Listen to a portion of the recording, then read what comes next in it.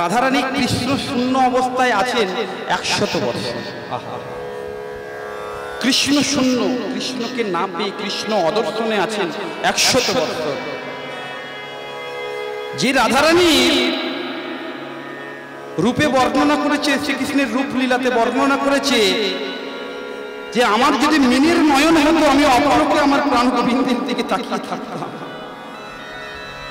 আমার যদি মিনের নয়ন হতো, কারণ মিনের চোখে পলক নেই, তার পলক পড়ে না।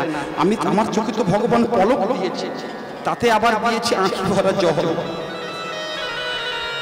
বিধাতার সৃষ্টির বিচার নেই। রাক্ষসদের রাজা রাবণ, তার দিয়েছে 10টি মাথা 20টি চোখ। সে নয়ন পেয়ে ভগবানকে চিনতে পারলাম না, জানতে পারলাম না। আর বিধাতা পঞ্চাননকে দিয়েছে 15টি নয়ন, ব্রহ্মাকে দিয়েছে 8টি নয়ন, চতুরানন ব্রহ্মা। কিন্তু বিধাতা আমার নয়নের বেলায় শুধু কৃপণতা। এক পলক দিলে, এই এক পলক দিলে আমার যেন মনে হয় শত যুগ পার হয়ে যায়। আর সেই গোবিন্দকে রাধারানী 100 বছর ছেড়ে আসে। তাহলে সেই যন্ত্রণা, সে বিরহের কথা কাউকে বলে বোঝানো যায়? সে যে বুক ফাটা বেদনা, কাউকে বলে বোঝানো যায় না। কারণ মায়েরা জানবেন, ভগবান শ্রীকৃষ্ণের মোট 125 বৎসরের লীলা। এই ধরাধামে বৃন্দাবনে বা এই উত্তরপ্রদেশের মধ্যে যে লীলা করেছেন ভগবান, মোট 125 বৎসর। এটা কোথায় কত বৎসর করেছে? একাদশং ব্রজেতস্য দ্বাদশং মথুরাপুরী ত্রয়োদশং পাণ্ডব সেনা ঊননব্বই দ্বারকাপুরী। কি বলছে? একাদশং ব্রজেতস্য, 11 বৎসর অর্থাৎ 11 বৎসর ব্রজলীলা করেছে।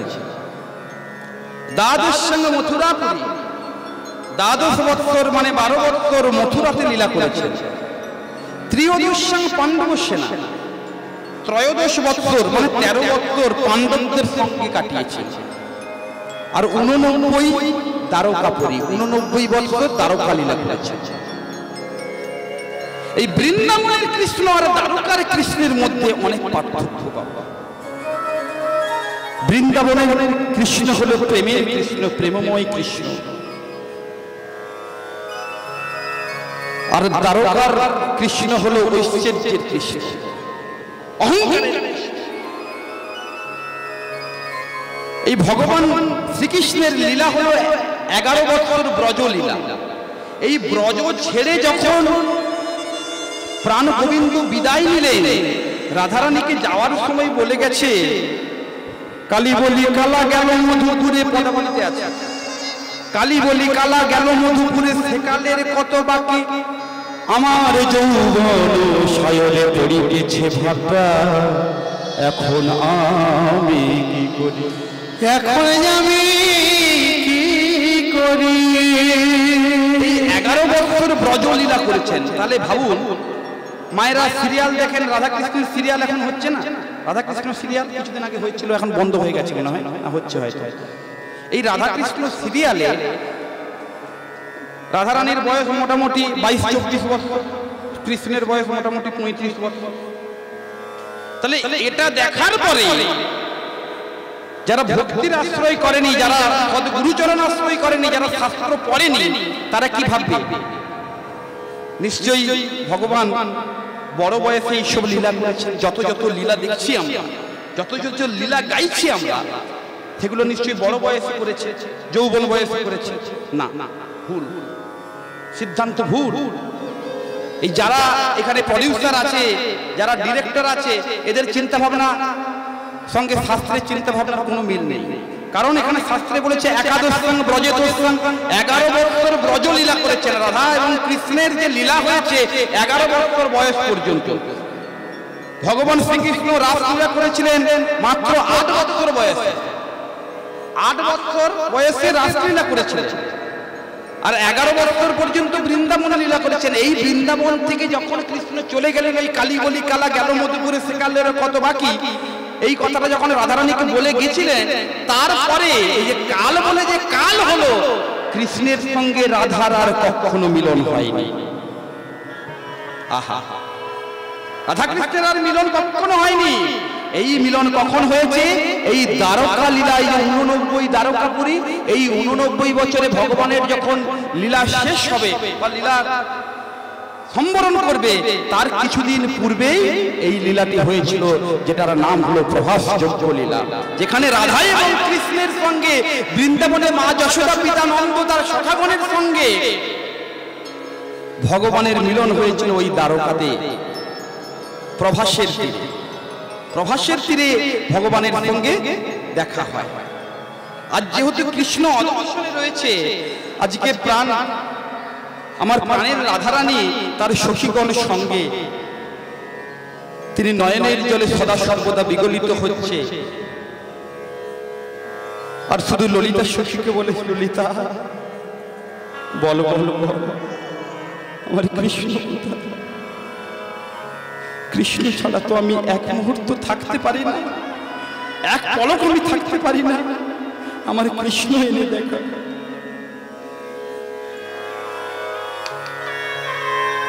লীলার প্রথম পদ গাইছি, কৃষ্ণ কৃষ্ণ বলে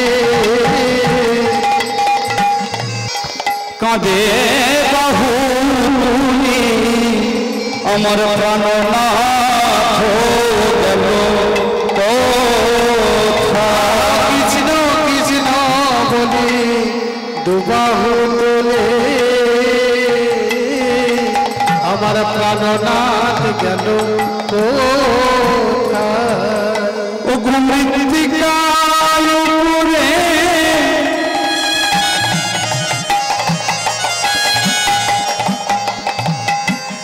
আমার প্রাণ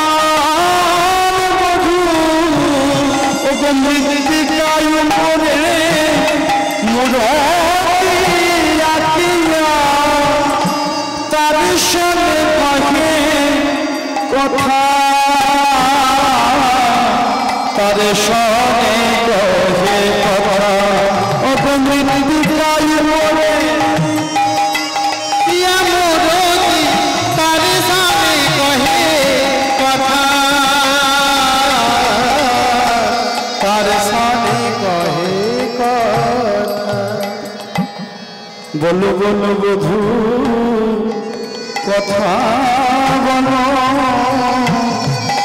আহা বলো বলো বধূ বধূ কথা বলো, বলো বলো বধূ কথা বলো, বলো বলো বধূ কথা বলো, তোমার দাসীর কথা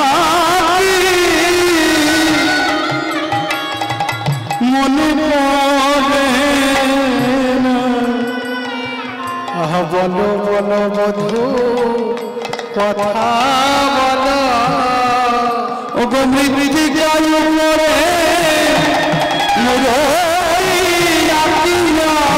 ওই না মৃত্তিকার উপরে মুরতি আঁকিয়া তার শোনে ভাষে কথা, তার শহরে কহে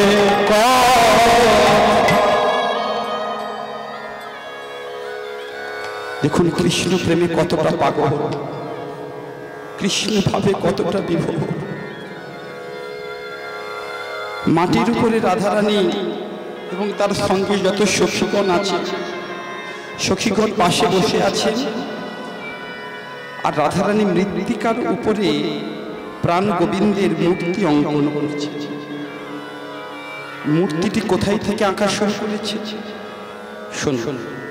আঁকিয়া সে কোটি পড়াইল ধুটি, কত না যতনে প্যারি। আঁকিয়া কোটি পড়ায় সে ধুটি, কত না যতন করি। আঁকিয়া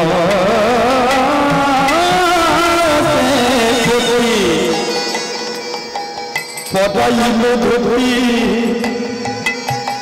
কত নাম যতন প্যারি। আঁকিয়া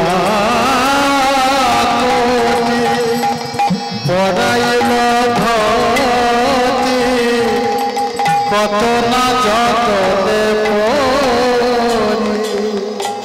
ললিতা বিশাখা চিত্র চম্পকগুলোর দিকে জিজ্ঞাসা করছে, রাধে তুই হলি রাজনন্দিনী, তোর শিক্ষার কম নেই, তোর মধ্যে অঙ্কনের শিক্ষা অনেক আছে, তুই ভালো আঁকতে জানিস, কিন্তু মূর্তি যখন আঁকা হয় হয় চরণের দিক থেকে আঁকতে হয়, তা না হলে মস্তকের দিক থেকে আঁকতে হয়। কিন্তু তুই কোমর থেকে আঁকা শুরু করলি কেন? আহা,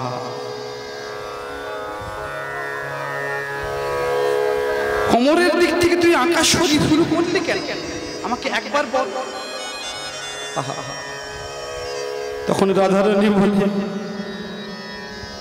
যখন আমার কাছে কৃষ্ণ ছিল, কৃষ্ণ আমার সঙ্গে সদা সর্বদাই থাকত, তার সঙ্গে আমি কথা বলতে পারতাম, কিন্তু তার চরণ ছিল বলে সে যা চলে গেছে, সে শুনেছি নাকি দ্বারকার রাজা হয়েছে, সে কিন্তু আমার কাছে আর আসেনি। আমি যদি এই মৃত্তিকার ছবির যদি আমি চরণ এঁকে দিই, তাহলে সেই যদি আমাকে ছেড়ে আবার চলে যায়, তাহলে আমার অবস্থা কি হবে? অভাগিনীর কপাল ভালো নাই গো, অভাগিনীর কপাল ভালো নয় গো, অভাগিনীর কপাল ভালো নাই গো, অভাগিনীর কপাল ভালো নয় গো। নইলে কৃষ্ণ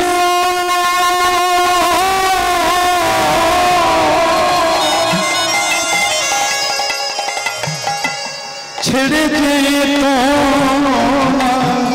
এই অভাগিনীর কপাল ভালো নয় গো, নইলে কৃষ্ণ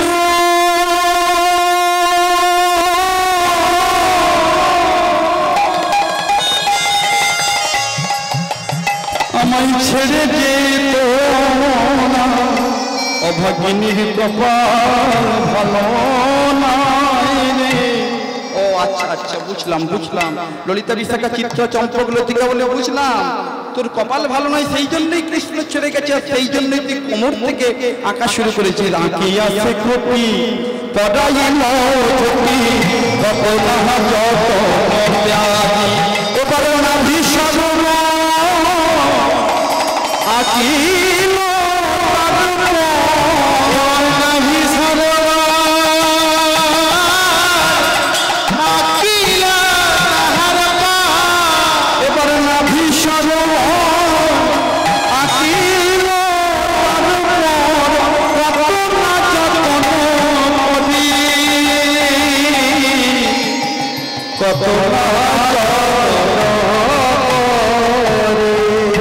কত যতন করে এঁকেছে গো, কত যতন করে যতন করে রেখেছে গো, আমার প্রাণ গোবিন্দ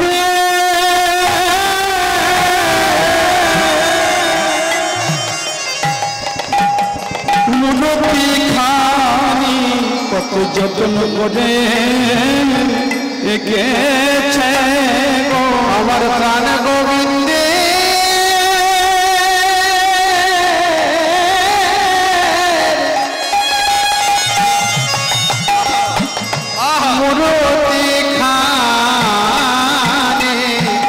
কত যত্ন করে রেখেছে গো। এবারে বাহু দুটি আঁকি ছলো ছলো আঁখি, এবারে বাহু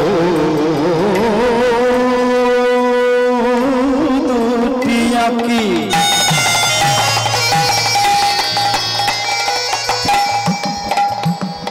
ছলো ছলো আঁকি মুরলি দিল সে করে। এবার বাহু দুটি আঁকি ছলো ছলো করে মুরলি দিল যে করে। তুমি বাজাও বাজাও বধূ বাঁশি বাজাও, তুমি বাজাও বাজাও বধূ বাঁশি বাজাও। অনেক দিন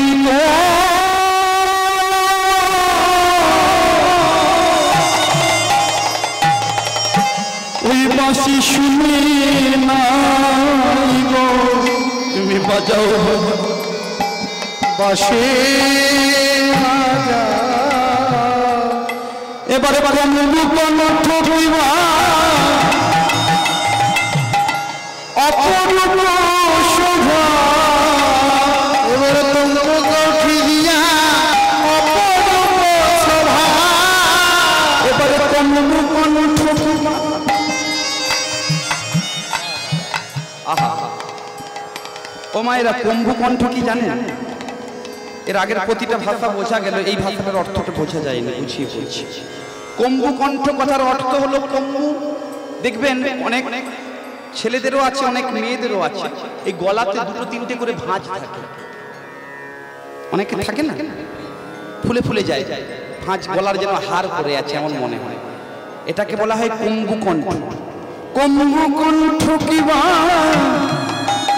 অপরূপ শোভা, বদন আঁকিল পদে, বদন আঁকিল পরে। ও কণ্ঠ দিবা অপরূপ শোভা, বন্দন করিয়া পরে, বন্দন করিয়া পরে। এবারে বদন দিয়া গেলেন আমার রাধা রানী প্রাণ গোবিন্দে। এবারে মুখ মুখ দিয়া মুখ মুখ দিয়া প্রাণ গোবিন্দের যে মূর্তিটি এঁকেছেন বদন, বদন, এই বদনের পাশে তিনি শয়নে গেছেন, দিয়ে মুখটা রেখে দিয়েছেন, মাটিতে এঁকেছেন। এবারে গোবিন্দের বদনটি যে পানে আছে, রাধারানী সেই পানে একই দিকে ঘুরেছে, দুজন দুজনের দিকে মুখ করেছে, মুখ মুখ দিয়া আহা কাঁদিয়া কাঁদিয়া তার সহনে কয়ে কথা। এবার মুখে মুখ দিয়া কান্দিয়া কান্দিয়া তার সাথে কথা কয়। বলো বলো বধূ কথা বলো, আহা বলো বলো বধূ এবার কথা বলো। বলো বলো বধূ একবারে কথা বলো, আহা বলো বলো বধূ একবার কথা বলো। তুমি জানো গায়ে রাজা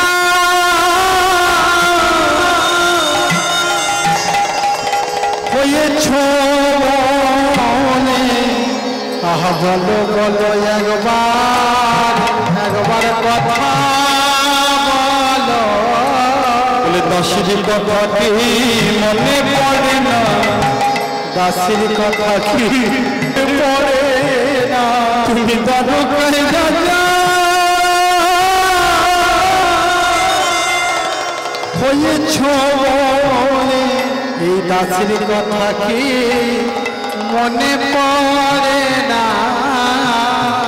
আমি আগেই বলেছি দ্বারকার কৃষ্ণ দ্বারকার কৃষ্ণ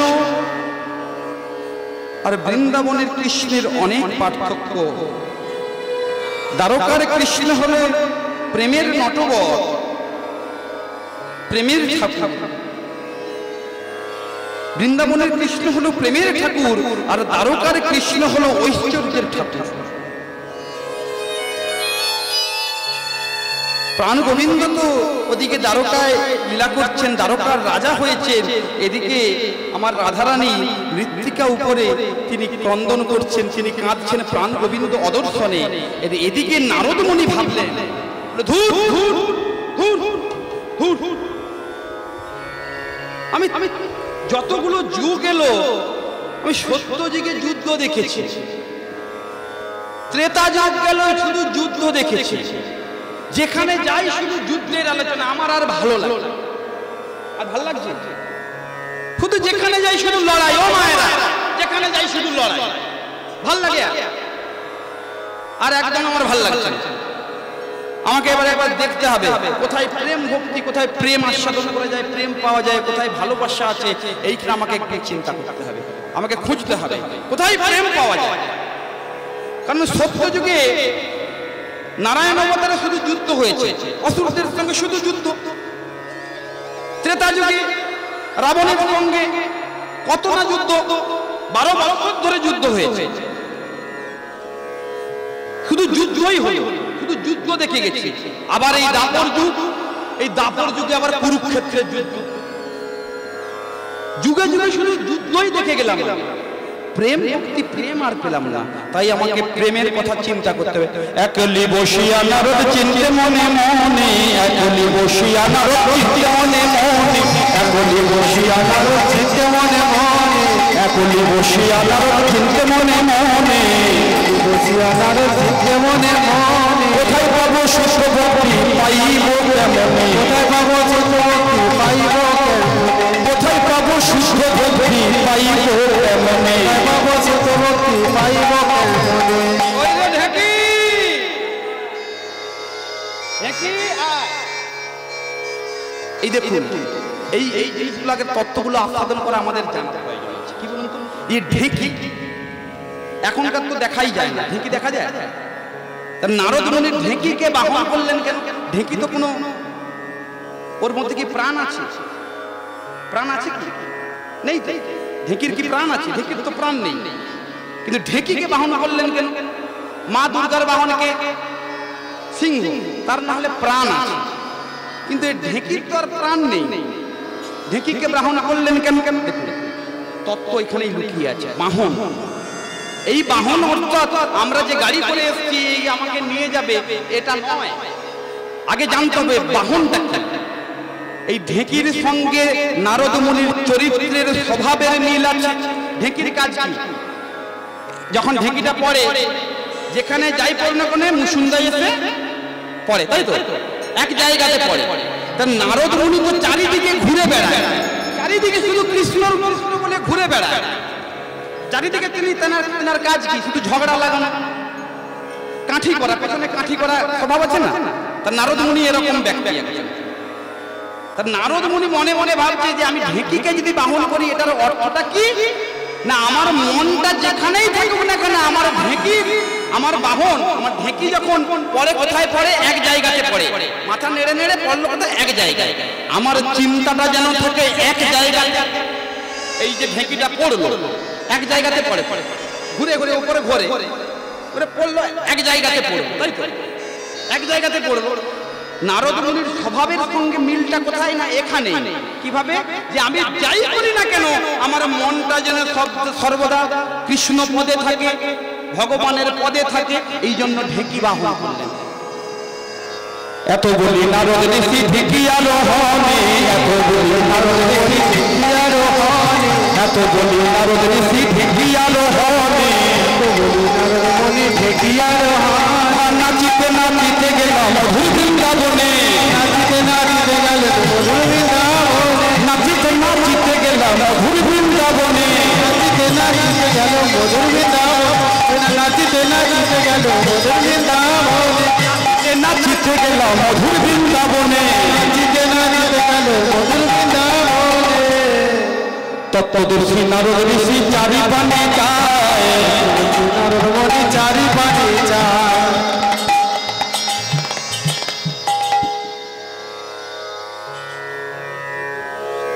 গা হাত জ্বলছে না তোদের তাপে?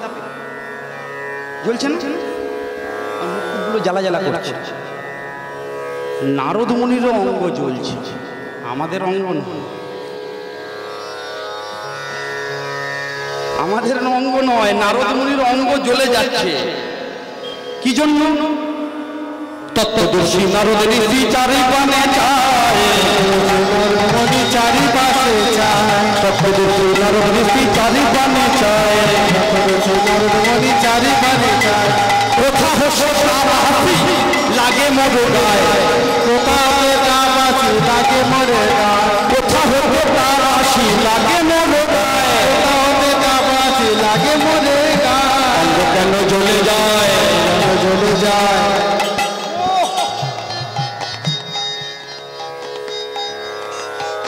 জ্বলছে পুরো অঙ্গ জ্বলছে। কোথা হতে তার হাসি লাগে মোর গায়, কোথাও নাম আছে লাগে মরে যায়। অঙ্গ কেন জ্বলে যায়, কেন জ্বলে যায়? মনে ভাবে নারদ মুনি অঙ্গ কেন জ্বলে যায়, ভালো নারদ মুনি অঙ্গ কেন জ্বলে যায়? নারদ মুনি এই যখন গায়ের তাপ জ্বলছে, গায়ের ওই তাপে গা জ্বলছে, তখন নারদ মুনি এই তাপের উৎস খুঁজতে বেরোলেন। বৃন্দাবনে যখন এসে পৌঁছেছেন, এই তাপের উৎসটা কোথায়, কোথা থেকে এত তাপ আসছে? সারা বৃন্দাবন ঘুরতে ঘুরতে ঘুরতে ঘুরতে ঘুরতে ঘুরতে নারদ মুনি এসে পৌঁছলেন রাধারানীর কুঞ্জের পায়ে। রাধারানীর কুঞ্জের দ্বারে গিয়ে দেখে, আহা, রাধারানী ওই মৃত্তিকা উপরে শয়ন করে কৃষ্ণ কৃষ্ণ বলে যতবার নিঃশ্বাস ছাড়ছে, কৃষ্ণ কৃষ্ণ,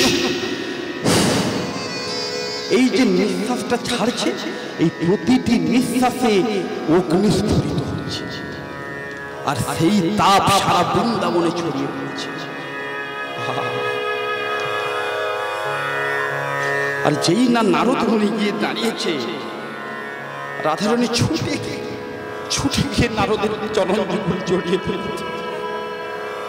বলো বলো দেবশ্রী, কোথায় গেলে আমার কৃষ্ণ পাবো, কোথায় গেলে আমার কৃষ্ণ পাবো, আমার কৃষ্ণের সঙ্গে তুমি মিলন করাও, আমার কৃষ্ণের সঙ্গে তুমি, আমি কৃষ্ণ অদর্শনে আমি আর বাঁচি না, তুমি আমার কৃষ্ণের সঙ্গে মিলন করিয়ে দাও। দেখুন, এই নারদ একটু আগেই বলেছি ঝগড়া বাঁধানোর দেবতা, কৃষ্ণকে সঙ্গে দেখা করানোর জন্য রাধারানীর সঙ্গে নারদ মুনি প্রতিজ্ঞাবদ্ধ হলেন রাধারানীর কাছে। শোনো রাধে, আমার নাম নারদ, আমার কথা হয় না রদ, আমার কথা কখনো বিফলে হয়ে যায়, বিফল। আমার নাম নারদ, আমার কথা হয় না রদ, আমি প্রতিজ্ঞা করছি, এই বৃন্দাবনের মাটিতে দাঁড়িয়ে আমি প্রতিজ্ঞা করলাম, তোমার সঙ্গে শ্রীকৃষ্ণের মিলন করাবো করাবো করাবো। নারদ মুনি প্রতিজ্ঞাবদ্ধ হলেন রাধারানীর সঙ্গে কৃষ্ণের আজকে মিলন করবে। দেখুন, আমরা একটু আগে বললাম, বারবার আমি বলছি, নারদ মুনি ঝগড়া লাগানোর দেবতা। এই দাপর যুগে যখন কৃষ্ণ অবতার হয়,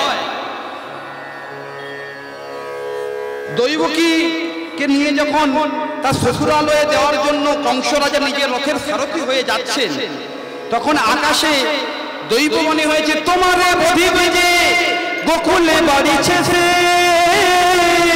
তোমারে বধিবে যে সমপুরুষ গোকুলে বাড়িছে সে। তার কারণ কি? কারণ ওই দেবকীর অষ্টম গর্ভের সন্তান কংসকে বলছে, দৈবমণি হয়ে যোগমায়া, এই যাহারে লইয়া তুমি আনন্দে মাতিয়া করিছ নগর ভ্রমণ। জন্মলীলা যদি আলা আস্বাদন করেন, লীলা ভগবানের জন্মলীলা, সেখানে বলছে তুমি যাহারে লইয়া এত আনন্দে মাতিয়া করিছ নগরে ভ্রমণ, তোমার আনন্দের ভার ভেঙে যাবে। কেন? ওই দৈবকীর গর্ভে, দৈবকীর অষ্টম গর্ভের সন্তান হবে তোমার মৃত্যুর কারণ। আর যেই না নিয়তির কথা শুনেছে, নিয়তি নবাধ্যতে, সবাই জানে যে নিয়তি নবাধ্যতে, কংস মনে করেছে যে অষ্টম গর্ভের সন্তান যখন আমার মৃত্যুর কারণ হবে, তাহলে দেবকীকে আর এখানে রাখা যাবে না, ওর শ্বশুর বাড়িতে দেওয়া যাবে না। দেবকী আর বসুদেবকে কারাগারে নিক্ষেপ করবে, কারাগারে নিক্ষেপ করেছে। আর দ্রৌপদী সদা সর্বদা ভগবানের নাম করছেন, নারায়ণের নাম করছেন। একের পর এক সন্তান প্রসব হলো, আর অষ্টম গর্ভের সন্তান পর্যন্ত যাওয়ার আগে কৃষ্ণকে নন্দালয়ে পাঠিয়ে দেওয়া হলো, তাই তো? কিন্তু প্রথমে কিন্তু এটা ছিল না, এই চিন্তা ভাবনা কংসের ছিল না। কংস ভেবেছে অষ্টম গর্ভের সন্তান যখন আমার মৃত্যুর কারণ হবে, তাহলে আমি অষ্টম গর্ভের সন্তানটাকে জন্ম অবস্থায় এই সময় জন্ম নেবে আমি বিনাশ করব, আর বাকি 7 জনকে মেরে ইতিহাসের নাম খারাপ করার দরকার আছে। ও মায়েরা, যেহেতু বলে দিয়েছে অষ্টম গর্ভের সন্তান মৃত্যুর কারণ হবে, তাহলে আর বাকি 7 জনকে মেরে নিজের নাম খারাপ করার কোনো দরকার আছে কি? দরকার নেই। নারদ মুনি মনে মনে ভাবছে যে কংসের মনে যদি এত দয়া মায়া চলে আসে, তো ভগবানের আর অবতার হওয়া হবে না, কৃষ্ণ আর আসবে? কংসের মনে যদি এত দয়া মায়া প্রেম চলে আসে যে আর 7 জনকে মারবো না, এরা তো যতই হোক না কেন আমার ভাগ নেই, এদেরকে আমি মারবো কেন, কারণ ইতিহাসের নাম খারাপ করবো কেন? এই নারদ মুনি গিয়ে নাকটা টাইট দিয়ে দিয়েছে। নারদ মুনি গিয়ে কংসের দরবারে বলে, শোনো কংস, বলেছে অষ্টম গর্ভের সন্তান তোমার মৃত্যুর কারণ, কিন্তু অষ্টম গর্ভের সন্তানটা যদি প্রথম নম্বরে চলে আসে তুমি তো জানতে পারবে না। কারণ মায়েরা দেখুন, ধরুন আমরা 5টা আঙ্গুল ধরেছি, এখানে কটা আঙ্গুল আছে? কটা আঙ্গুল আছে? 5টা। আপনারা কোন দিক থেকে গুনেছেন? কোন দিক থেকে গুনেছেন? ধরুন এদিক থেকে গুনেছেন। আমি যদি বলি এদিক থেকে 5 নম্বর, তাহলে এর যেটা 5 নম্বর, ওর সেটা তো 1 নম্বর হয়ে যাবে, তাই না? তাহলে অষ্টম গর্ভের সন্তান যদি প্রথম নম্বরে চলে আসে, তাহলে তো সেই মৃত্যুর কারণ তো আমার রয়েই গেল। এই নারদ মুনি পিন লাগিয়ে দিল কংসকে। কংস সেই চিন্তায় চিন্তিত হয়ে একের পর এক সন্তান নষ্ট করছে। সদ্যজাত শিশুকে শুধু বিনাশ করছে, প্রথম সন্তান, দ্বিতীয় সন্তান, তৃতীয় সন্তান, চতুর্থ সন্তান, একের পর এক সন্তান যখন এলো, 6টা সন্তান বিনাশের পরে শঙ্কর্ষণ নারায়ণ বলরাম মাতা রোহিণীর গর্ভে ট্রান্সফার হয়ে গেল। অষ্টম গর্ভে ভগবান শ্রীকৃষ্ণ গোকুল গিয়ে বড় বড় এই নারদ মুনি ঝগড়া বাড়ানোর দেবতা, সে আজকে মিলন করাচ্ছে। রাধারানীর সঙ্গে কথা দিল, রাধারানী গিয়ে তোমার সঙ্গে আমি মিলন করাবো প্রভাসের ছেড়ে, তোমার কাছে আমি নিমন্ত্রণ পত্র নিয়ে আসছি। এই বলে নারদ মুনি রাধা নাম গাইতে গাইতে ওখান থেকে বৃন্দাবন থেকে প্রস্থান করছেন। কেমন? বলো শ্রী রাধা মন্ত্র,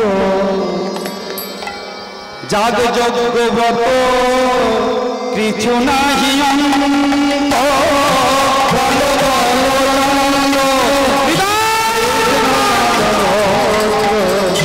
জাগ যজ্ঞ কিছু নাহি অন্ত, বলো মন্ত্র শ্রী রাধা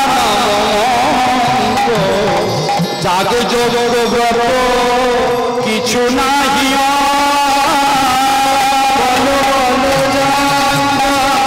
রাধা নাম জাগ যোগ কিছু নাহি,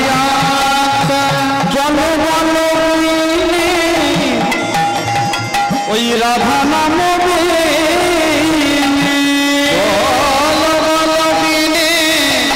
রাধা রাধা নাম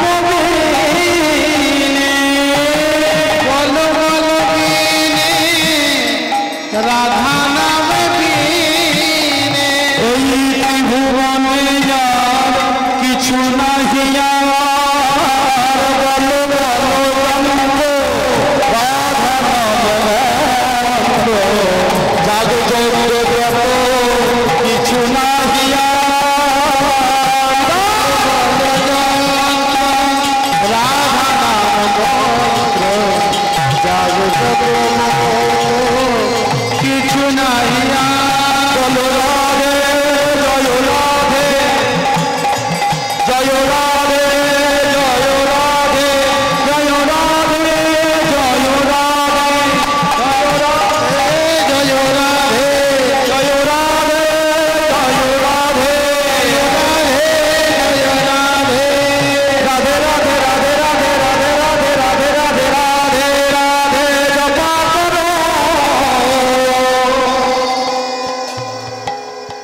হালকা করে ভজন গান হয়ে যায়, তাই না?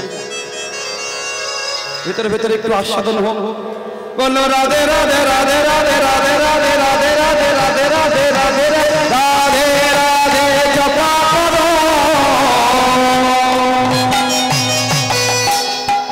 হাতগুলো তুলতে হবে সকলকে। কৃষ্ণ নাম রস, কৃষ্ণ নাম রস, কৃষ্ণ নাম রস প্রিয়া করো।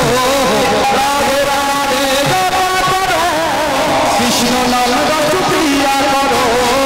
রাধে রাধে জপা করো, কৃষ্ণ নাম রস প্রিয়া করো। রাধে রাধে জপা করো, কৃষ্ণ নাম রস প্রিয়া করো।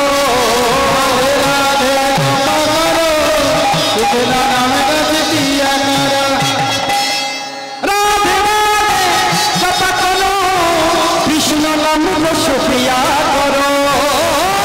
রাধে রাধে জপা করো, কৃষ্ণ নাম রস প্রিয়া করো।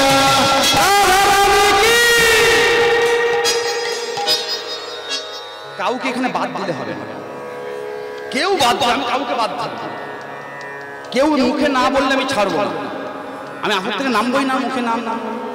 রাধা রানী কি, এই দেখুন রাধা নাম করলে কি হয় তার গুণাগুণটা আমি এখন বলছি।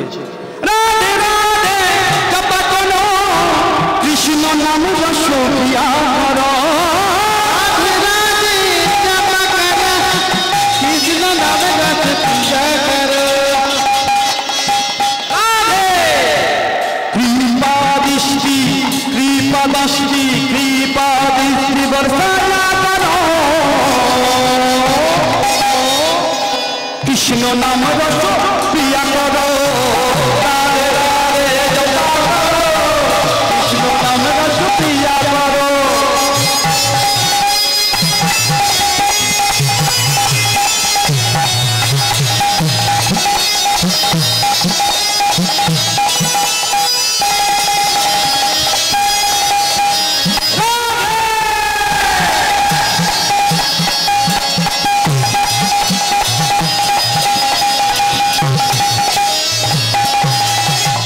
রাধে রানী হাই মহাশক্তি। শরীর কখনো দুর্বল যদি হয়ে যায়, ওই দুর্বলতা কাটানোর জন্য ইঞ্জেকশন নেন, এই ইঞ্জেকশন নিতে হবে না। কারণ কি এখানে বলেছে রাধা রানী হাই মহাশক্তি। হ্যাঁ মানে হিন্দিতে হ্যাঁ মানে আছে, মহাশক্তি মানে রাধা নামে মহাশক্তি আছে। রাধা রানী হাই মহাশক্তি, উनको ভজনে পাইবি ভক্তি। রাধা রানী হাই মহাশক্তি, উनको ভজনে পাই মহাশক্তি। কৃপা দৃষ্টি, কৃপা দৃষ্টি, কৃপা দৃষ্টি, কৃপা দৃষ্টি বর্ষা করো। কৃষ্ণ নাম রস প্রিয়া করো। রাধে রাধে জপা করো, কৃষ্ণ নাম রস প্রিয়া করো। রাধে রাধে জপা করো, কৃষ্ণ নাম রস প্রিয়া করো। রাধে রাধে জপা করো, কৃষ্ণ নাম রস প্রিয়া করো। বলো রাধে রাধে রাধে, বলো রাধে রাধে রাধে, বলো রাধে রাধে রাধে, বলো রাধে রাধে রাধে, জয় রাধে রাধে রাধে, জয় রাধে রাধে রাধে, জয় রাধে রাধে রাধে, জয় রাধে রাধে রাধে, রাধে রাধে রাধে, বলো রাধে রাধে রাধে, রাধে রাধে রাধে, বলো রাধে রাধে রাধে, জয় রাধে রাধে রাধে, জয় রাধে রাধে রাধে, জয় রাধে রাধে রাধে, জয় রাধে রাধে, রাধে রাধে রাধে, রাধে রাধে রাধে, রাধে রাধে রাধে, বলো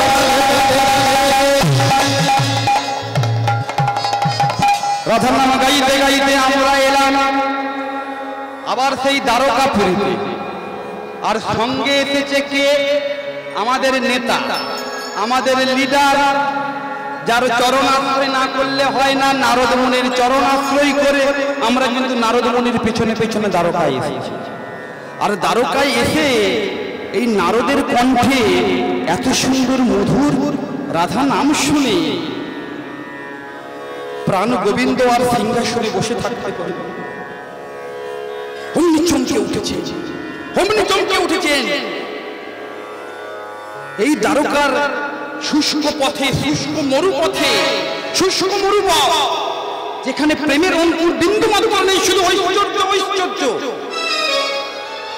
সেই দ্বারকার পথে যখন মধুর রাধার নাম শ্রবণ হয়েছে, রাধার নাম ছড়িয়ে গেল, তখন দ্বারকার মরুপথে বৃক্ষ জন্ম নিয়েছে।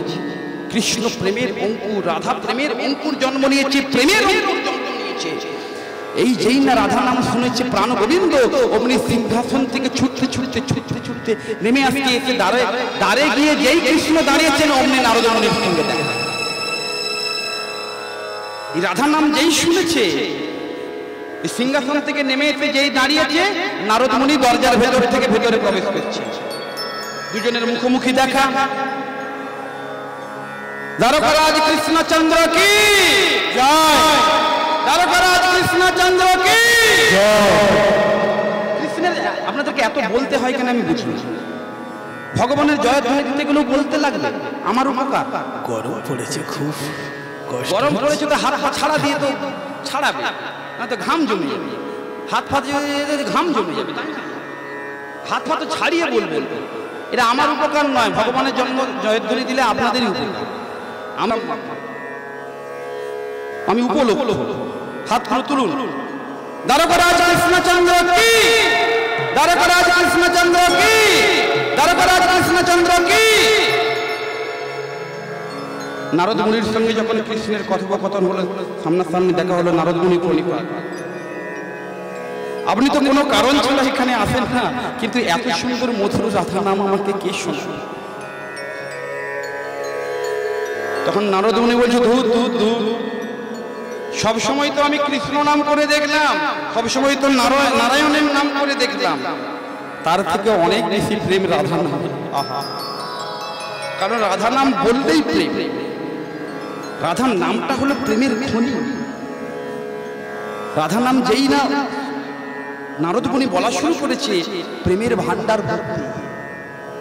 প্রেমের ভান্ডারের অপূর্ণ কিছু নেই। বলছে এতদিন তো আমি কৃষ্ণ নাম করলাম, নারায়ণের নাম করলাম, কিন্তু আমি রাধা নাম করে আমি যে মনে কি তৃপ্তি পেলাম, সেটা আর কাউকে বলে বুঝাতে পারবো না। শোনো কৃষ্ণ, আমি আজ এসেছি তোমার কাছে কিছু কারণ নেই, কিছু কারণ নিয়ে এসেছি। তুমি দ্বারকার রাজা হয়েছে, ও মায়েরা শুনুন, তুমি দ্বারকার রাজা হয়েছে, খুব ভালো কথা। কিন্তু এই যে কুরুক্ষেত্রের যুদ্ধ কিছুদিন আগে হলো, কত মানুষের প্রাণ গেল, প্রাণ গেল না? কত আত্মীয়র প্রাণ ত্যাগ হয়েছে তোমার জন্য। কত পুত্র তার পিতা হারা হয়েছে, কত স্ত্রী তার স্বামী হারা হয়েছে, কত মা তার সন্তান হারা হয়েছে, একমাত্র তোমার জন্য। তুমি না হলে কুরুক্ষেত্রের যুদ্ধ হতো না। তাহলে এত এত যে পাপ হলো, তাহলে এর জন্য তোমার চিন্তা ভাবনা হয় না যে যজ্ঞ করি, যজ্ঞ করে একটা প্রায়শ্চিত্ত করি? চিন্তা হয় না? তুমি কেমন ভগবান হয়েছো? তুমি এমন ভগবান হয়েছো যে তোমার যজ্ঞ করার কোনো চিন্তা ভাবনাই নেই। তখন কৃষ্ণচন্দ্র হাত জোড়ে করে বলছেন, নারদ মুনি আপনি এত রেগে যাচ্ছেন কেন? ঠান্ডা, একটু শান্ত হন। যজ্ঞ তো হয়েছে, যুধিষ্ঠির করলো রাজ্য যজ্ঞ, যুধিষ্ঠির করেছে, যুধিষ্ঠির করেছে, যুধিষ্ঠির বুঝবে। তুমি কি করেছো? আমি যদি খাই তোমার পেট ভরবে? আমি খেলে তোমার পেট ভরবে? তা যুধিষ্ঠির রাজসভা যজ্ঞ করেছে, তার পূর্ণ হয়েছে, তোমার কি হয়েছে? আমি তোমাকে বলি শোনো, তোমাকে একটা যজ্ঞের আয়োজন করতে হবে। বলে বাবা, সে আবার যজ্ঞ কি? যজ্ঞটা কোথায় হবে বা কেমন যজ্ঞ? এবার নারদ মুনি বলছে, ত্রেতায় রাম রাজা ছিল, অশ্বমেধ যজ্ঞ কইল। ত্রেতায় রাম রাজা ছিল, অশ্বমেধ যজ্ঞ কইল। ত্রেতায় রাম রাজা ছিল, অশ্বমেধ যজ্ঞ কইল। ত্রেতায় রাম রাজা ছিল,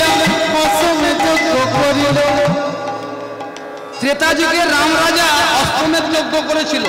ওই রাবণকে বিনাশ করার পরে যখন রাজ্য অভিষেক হলো, তারপরে ভগবান শ্রীরামচন্দ্র অযোধ্যায় অশ্বমেধ যজ্ঞ করেছিল। কিন্তু তুমি তো কৃষ্ণ অবতারে, তাহলে তোমাকে আবার যজ্ঞ করতে হবে। কি যজ্ঞ? ত্রেতায় রাম রাজা ছিল, অশ্বমেধ যজ্ঞ করিল। ত্রেতায় রাম রাজা ছিল, অশ্বমেধ যজ্ঞ করিল। দানব হাতে লইলে, দানব হাতে লইলে, দানব হাতে লইলে, দানব যজ্ঞ হবে। আচ্ছা আচ্ছা আচ্ছা আচ্ছা, তাহলে দানের যজ্ঞ করতে হবে। এবারে বলছে শোন বললি হে রাজা।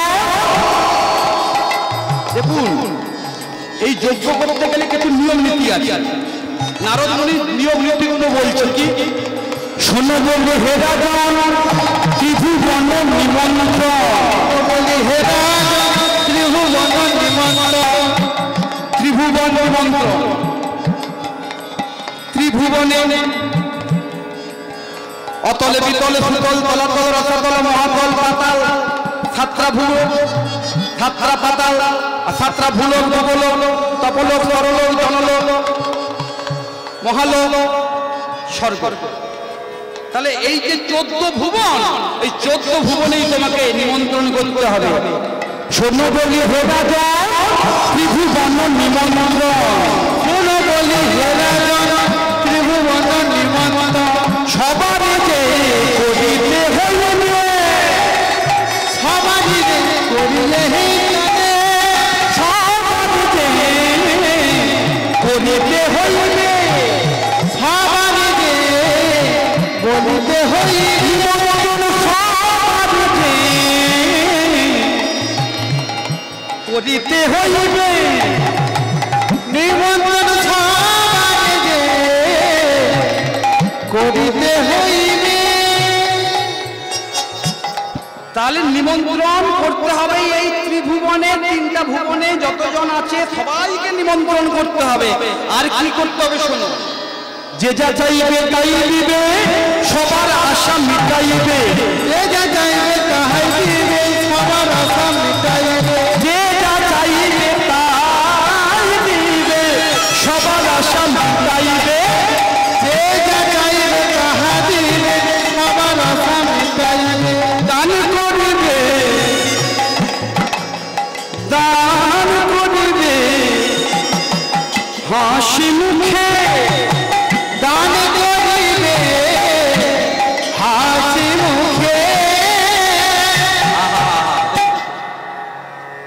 আমরা বিভিন্ন জায়গাতে বললাম কিছু সময় আগে, আমার বাবার যজমান বাড়ি আছে, কিছু শিষ্যমহল কিছু আছে।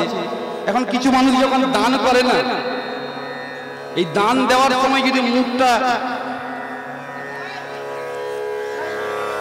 এই ধরুন এই এত সুন্দর একটি কমিটির বাবুর একটা হরিবাসর হরিসভার আয়োজন করেছে, তার আছে কোটি কোটি টাকা। এই আমাদের গ্রামের কথাই বলি, ঠিক আছে? গিয়ে আপনি চাঁদা চাইতে গেছেন, ঠিক আছে?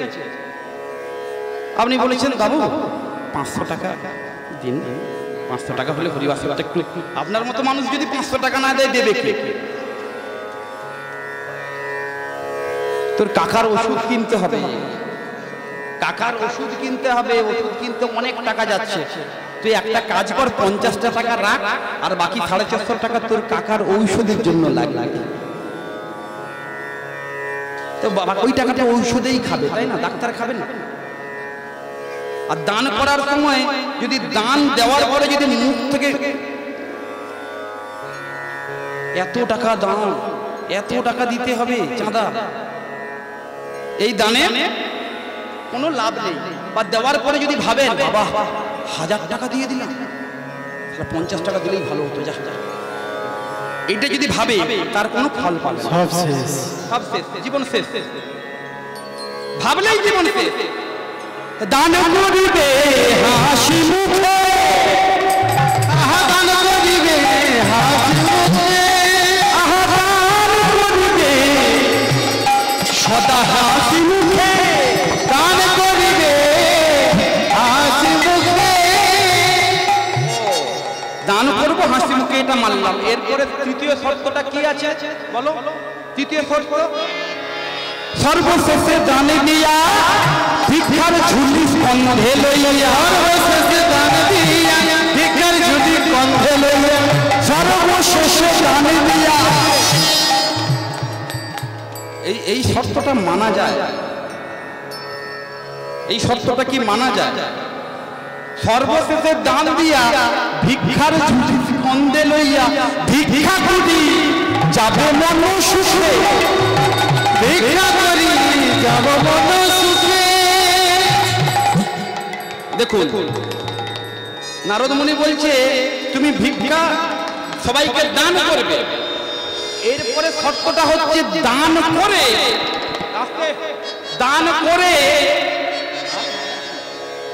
দান করার পরে তাদের কাছে তুমি ভিক্ষা চাইবে, আঁচল পাতবে আর ভিক্ষা চাইবে। তখন প্রাণ গোবিন্দ বলছে সে আবার কখনো হয় না, আমি দ্বারকার রাজা, দান করবো সে ঠিক আছে, ভিক্ষা চাইব কেন? আমি রাজা, আমি কখনো ভিক্ষা চাই না। ভিক্ষা কেন চাই? ভিক্ষা কিসের জন্য চাই? ভিক্ষা আমি চাইব। বলছে ভিক্ষা করলে তোমারই। বলে সেটা কিরকম? বলে ধরুন আমি দান করব, আমি যদি আবার তাদের রাজা মানে কৃষ্ণ বলছে আমি দান করার পরে যদি আবার তার কাছে ভিক্ষা চাই, লোকে হাসাহাসি করবে না? তখন নারদ মুনি বলছে কেন হাসাহাসি করবে? ধরুন আপনি এই মন্দিরের উন্নতি প্রকল্পে, এই হরিবাসরের উন্নতি প্রকল্পে আপনি 2000 টাকা দান করেছেন, আর তার সাথে সাথে সঙ্গে সঙ্গে আঁচল পেতে যদি আপনি ভিক্ষা করেন যে আমাকে 1 টাকা ভিক্ষা দিন, তাতে কি হাসবে? কমিটির বাবুরা হাসবে? হাসবে কি? তাহলে কি হবে? আমি 2000 টাকা দিলাম, আবার আঁচল পেতে 1 টাকা ভিক্ষা নিলাম, এতে কি কমিটির বাবুদের হাসার কিছু আছে? এটা করলে, ভিক্ষাটা করলে কি হবে?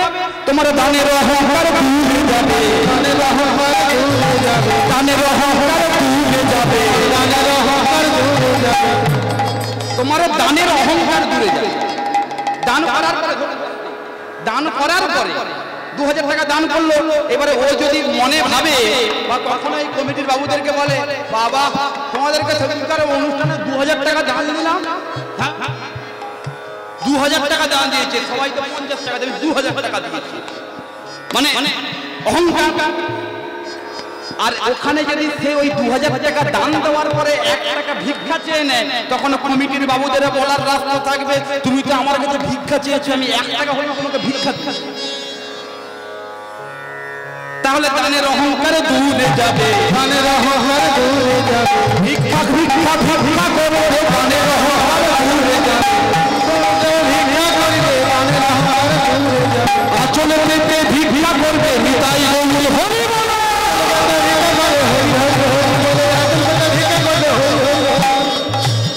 তোমার দানের অহংকার দূরে যাবে, দানের অহংকার দূরে যাবে, দূরে যাবে। বলছে এবারে কৃষ্ণ বলছে ভালো কথা, কিন্তু আমি তো রাজা, আমি কখনো ভিক্ষা চাই না। বলছে তোমার মনে নেই?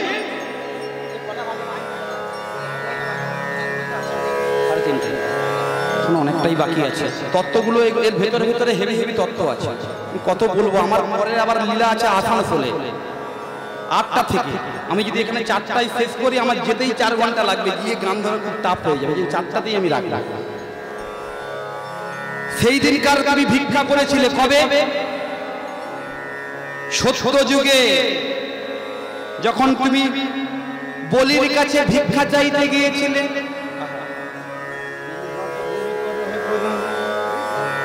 বলির কাছে যখন ভিক্ষা চাইতে গিয়েছিলে, তুমি ছিলে বামন অবতার, আর বামন অবতারে মনে নেই?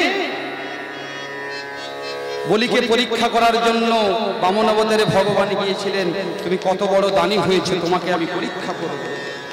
আর বামন অবতারে বামন দেব গিয়ে বলির কাছে গিয়ে করজোরে করে বলছে তিনি হত ভূমি করো হে প্রদান, তিনি হত ভূমি করো হে প্রদান, তিনি হত ভূমি করো হে প্রদান, তিনি হত ভূমি করো হে প্রদান, তিনি হত ভূমি করো হে প্রদান, তিনি হত ভূমি করো হে প্রদান। যদি নাহি দাও এ দানে আমারে, নাহি দাও এ দানে আমারে, চলিয়া যাইব আপন আকারে,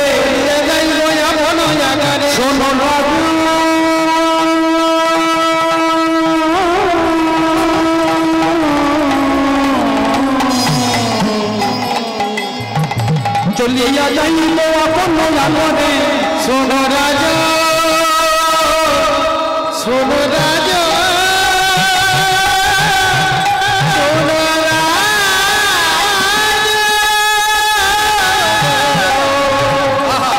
শোনো রাজা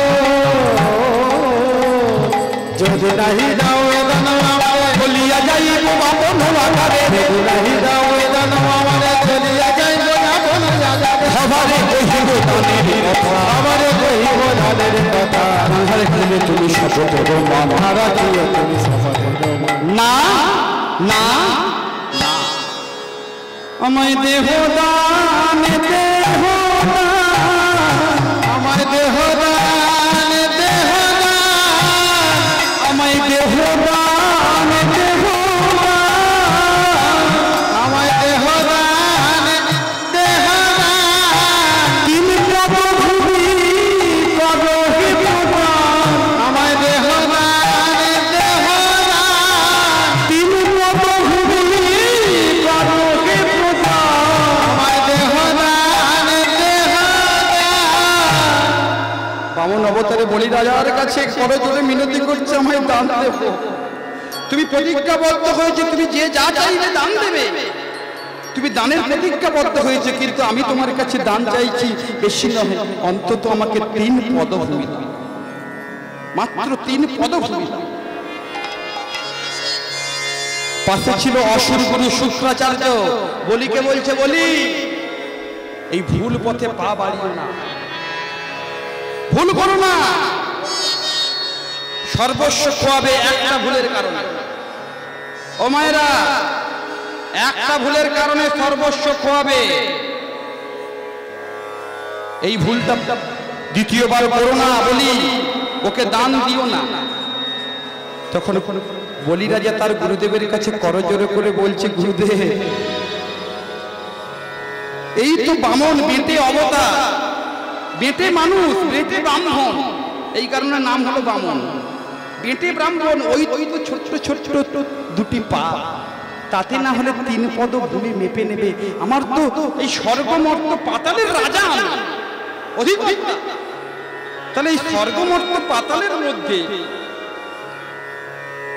না হলে 3 পদ ভূমি নেবে আমার কি খুব কম পড়ে যাবে গুরুদেব ও চাইছে আমি ওকে দান দেব কারণ আমি প্রতিজ্ঞাবদ্ধ হয়েছে যে যা চাইবে আমি দান দেবো তাহলে আমি এই দান থেকে আমি পিছপা হটবো না বামন অবতারের কাছে করজোড়ে করে বললেন শোনো ব্রাহ্মণ ঠাকুর মেপে না এই এত বড় আমার রাজ ঐশ্বর্য তুমি তো নেবে মাত্র 3 পদভূমি মেপে না তৎক্ষণাৎ বলে প্রতিজ্ঞাবদ্ধ হও বলি দান করার জন্য প্রতিজ্ঞাবদ্ধ হও দান দেবে প্রতিজ্ঞাবদ্ধ হলাম হলাম হলাম যেই না 3 বার প্রতিজ্ঞাবদ্ধ হলো অমনি বামন অবতার ওই ছোট ব্রাহ্মণের বেশ বিরাট আকৃতি ধারণ করেছে যার একটা চরণ স্বর্গে পাঠিয়ে দিয়েছে সারা স্বর্গটা ভগবানের চরণে বলের মতো ঘুরছে মানে ছোট্ট একটি বল যেমন চরণের ধারে রাখলে ঘোরে তেমনি ভগবানের চরণের ধারে সারা স্বর্গটা বলের মতো ঘুরছে একটা চরণে স্বর্গমর্গ দখল হয়ে গেছে এইবারে একটা চরণে আছে পাতাল আর একটা চরণ পাঠিয়ে দিয়েছে পাতালে যেই স্বর্গমর্ত স্বর্গ আর পাতাল মর্ত দখল হয়ে গেছে এইবার বলছে দাও 3 পদভূমি দাও আমার এখনো একটি চরণ বাকি আছে বলে আগে তৃতীয় চরণটা দেখাও তারপর তুমি দাম দেব তখন তৃতীয় চরণটা দেখাবার লাগে আমার প্রাণে গোবিন্দ নাভিপদ্ম থেকে আরেকটি চরণের সৃজন করলেন আরেকটি চরণের সৃজন করে বলছে বলো বলো বলো বলি এই চরণটা আমি রাখবো কোথায় পাশে ছিল বলি রাজার স্ত্রী বলি রাজার স্ত্রী বলছে তোমার তো আর দেওয়ার মতো কিছু নেই রয়েছে তোমার এই 3.5 হাত জমি এই 3.5 হাত জমিটা তোমার রয়েছে তুমি সমর্পণ করে দাও এই জমিতে তোমার ভগবানের 3 নম্বর চরণটা তোমার বুকে দেওয়ার জন্য। যেই ভগবান 3 নম্বর চরণটা বাহির করলেন, ওই চরণটি বলির মস্তকে রাখলেন, বলি চলে গেল পাতালে। তাহলে তুমি দান চাওনি? শোনো কৃষ্ণ, তুমি ভিক্ষা করেছিলে তখন, আর এখন না হলে তুমি ভিক্ষা করবে। সেদিন কৃষ্ণ ভিক্ষা করবে, সেদিন কৃষ্ণ ভিক্ষা করবে, সেদিন কৃষ্ণ ভিক্ষা করবে, সেদিন কৃষ্ণ ভিক্ষা গৌর হয়ে নদে যাবে, সেদিন কৃষ্ণ ভিক্ষা করবে, গৌর হয়ে নদে যাবে, সেদিন কৃষ্ণ ভিক্ষা করবে, সেদিন কৃষ্ণ ভিক্ষা করবে, সেদিন কৃষ্ণ ভিক্ষা করবে, গৌর হয়ে। কৃষ্ণ তো সেই দিনই ভিক্ষা করবে যেদিন কারে গৌর হয়ে নদে এলো, নিজে কাঁদাইবে আর কাঁদিবে, সেদিন কৃষ্ণ ভিক্ষা করবে, কাঁদাইবে আর কাঁদিবে, সেদিন কৃষ্ণ ভিক্ষা করবে, কাঁদিলে যারা কাঁদাইবে, সেদিন কৃষ্ণ ভিক্ষা করবে, সেদিন কৃষ্ণ ভিক্ষা করবে, কৃষ্ণ ভিক্ষা করবে। ভালো কথা বলে। তাহলে তো যজ্ঞর জন্য সবকিছু জায়গা ঠিক করা হলো, এইভাবে আমি যজ্ঞটা করব, যজ্ঞের নিয়ম নীতি। কিন্তু এই যজ্ঞের জন্য আগে স্থানটা নির্বাচন করা দরকার। ও মায়েরা, স্থানটা কোথায়? যজ্ঞটা হবে কোথায়? এই এত এত ত্রিভুবন নিমন্ত্রণ হবে, এই ত্রিভুবনের মানুষ কি দ্বারকাপুরীতে থাকার জায়গা হবে? হবে? থাকার জায়গা হবে না। শোনো, ভগবানকে বলছে কৃষ্ণ, শোনো, আমি তোমাকে যজ্ঞের ভালো জায়গা বলে দিচ্ছি। না কোথায়? না চলে যাও প্রভাস তীর্থে। প্রভাস তীর্থে তুমি যজ্ঞ করো, তোমার যজ্ঞ সম্পন্ন হবে। না কেন? এই প্রভাস তীর্থে যজ্ঞ করব কেন?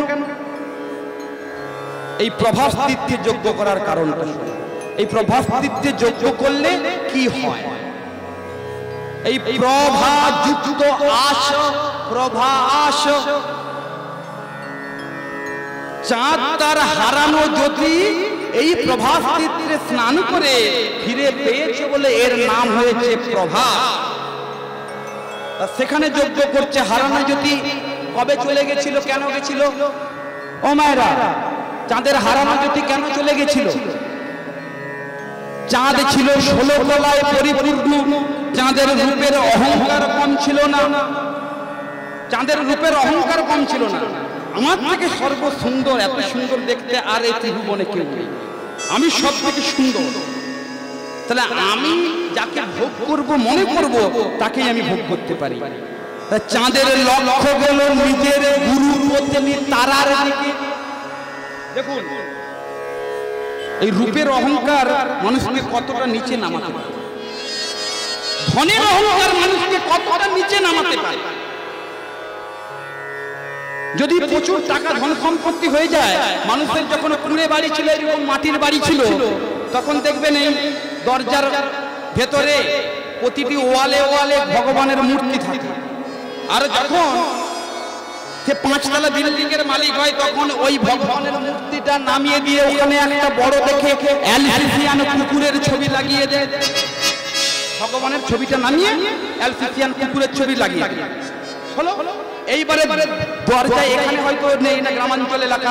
আপনারা যদি বহরমপুর টাউনে যান, দেখতে পাবেন টাউনের মুখে গেট থাকে, ঘরে ঢোকার আগে প্রাচীরের আগে গেট থাকে, আর গেটের মুখে লেখা থাকে কুকুর হইতে সাবধান। দেখেছেন আপনারা? চোখে পড়েছে কখনো? চোখে পড়েছে? কুকুর হইতে সাবধান। বুঝতে পেরেছেন?